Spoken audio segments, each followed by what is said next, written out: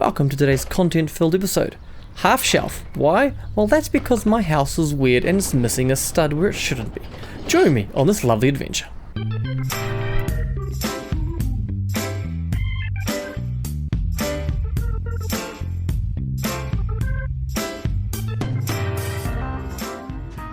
Now for the white elephant in the room, why am I doing a voiceover and not talking into the camera? Well, I find when I am actually working on a project, stopping and talking to the camera is pretty unnatural. I like working through in one go and not stopping every 5 minutes to explain what I'm doing. So I think this is probably going to be a bit of a trend. As you just saw there, I've just finished cutting up some wood. These are pine panels I can buy. They are 1.8 meters by 60 centimeters, and I just cut it down to my preferred width. In this case it was 19 centimeters to match the ones I'd previously done. Measuring once and cutting twice is the way I tend to do things, but this time I actually got the dimensions right the first time, so we cut them down to the required length. That was around 58 centimeters, again to match the prior ones.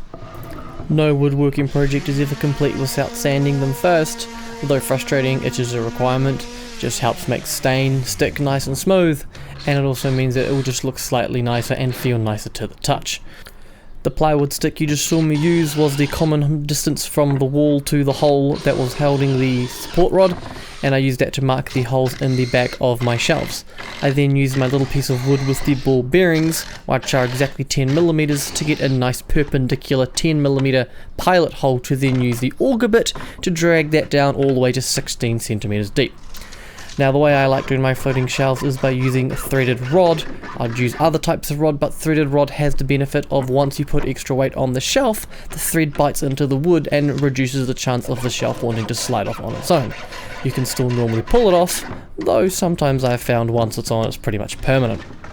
The day in question was around 30-31 degrees, so staining outside in the sun was actually suboptimal, so I just rolled my bench back into the garage, and here I am applying it's called light oak stain. I have no reference to say if it is or isn't oak, but the once I've seen raw oak, it is definitely not this colour. But the end result, once I've been stained 2 coats, it's quite appealing in my opinion. This is a oil-based varnish that I put on top of the prior oil-based stain, so it all goes on nice and easy, and I'm able to do 2 coats of stain and 2 coats of varnish in one day. To install a threaded rod into the wall, mount it in the chuck of the drill and just drill it in. I pre-drilled these holes slightly upwards angled. I cut some MDF squares to do the other half. This is why it's a half floating shelf. But my house is weird and there is no stud on the other side of this stretch of wall. I don't know why. So these MDF squares are temporary to hold it in place while I come up with a better solution to that. With them both installed, I now have the full set of shelves installed. The one across the top of the door is slightly deeper for I want to put larger things up there, but that's intentional. Now, once those are all up, they're all mounted, I can give you a sample.